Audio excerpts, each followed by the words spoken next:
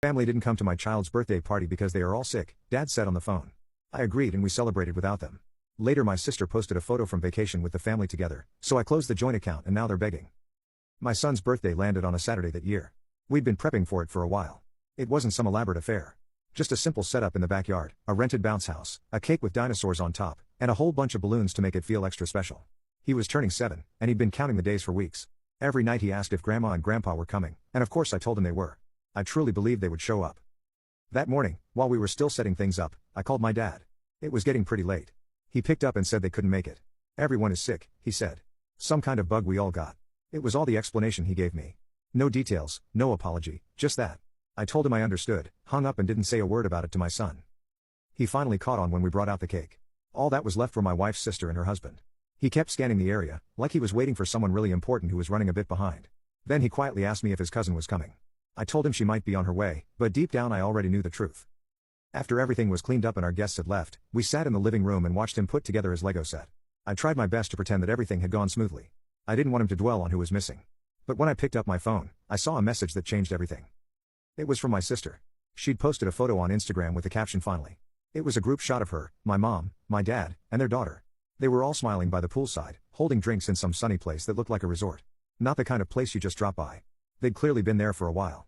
I stared at the photo for ages. It wasn't that I was shocked they'd lied. It was how casually they'd done it. My mom didn't even call to pretend she felt bad. No card for my son, either. Just total silence, followed by that cheery vacation post, like we didn't mean a thing. What hurt me the most wasn't that they skipped the party. It was realizing how distant they'd become. I hadn't seen them in person for 2 months.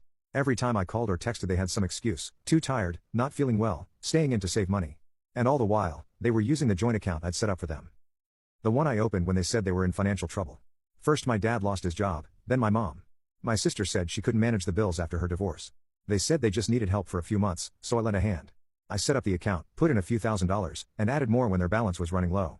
I never asked what they spent the money on. I assumed they used it for groceries, maybe rent or clothes for my niece. I never expected it to fund resort pools and frozen drinks. That night, I didn't utter a word. I didn't call my parents, didn't send them a text. I simply logged onto the bank website and shut down the account.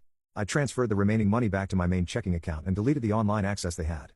It was a quiet, clean and definitive move. The next morning, my phone rang before I even had a chance to pour my coffee. It was my dad. I answered.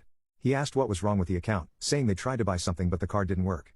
I told him I had no clue, suggesting there might be an issue with the bank. I kept my voice emotionless and acted like I was too swamped to care. There was a pause, and then he said he'd come over the next day. I said I wasn't sure if I'd be home. I didn't answer when he called back that night, or when my sister texted. I just waited because I knew the next day would be different, and I was done pretending I didn't know what was going on. I didn't leave the house that day. My wife headed to work, my son went off to school, and I just stayed home. I didn't have the urge to go anywhere. I wasn't seething mad, not the kind that makes a big racket. Instead, a profound calm had taken over. It was that quiet that comes after something crucial shatters, and you're left there, staring at the pieces. I knew he was coming.